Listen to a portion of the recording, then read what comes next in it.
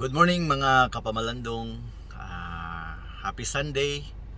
Karon nga adlaw akong i-surprise si Sheila. Ano yun? So wala man ko kahatag sa ihaw flowers atong aging Valentine's Day. So I decided to give her flowers today. Uban po dahil sa amo dayong mga lakaon niya, then maniud to.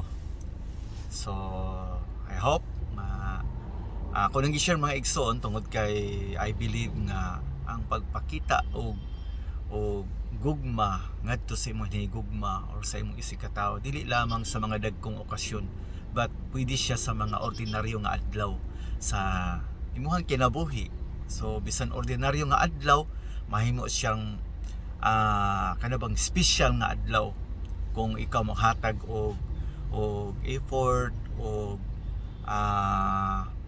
kanabang maningkamot sa paghimo nining mga ordinaryong adlaw sa usa ka special nga adlaw. So dili siya sa okasyon day mga igsoon, no, kundi naa sa inyong duha, naa sa imuha kung gusto ka nga ang ordinaryong adlaw mahimong special nga adlaw. So unya ako ni hatag sa iya, pa man siya kaabot, ako siyang gisundo karon. So ako ni ihatag sa iya ha.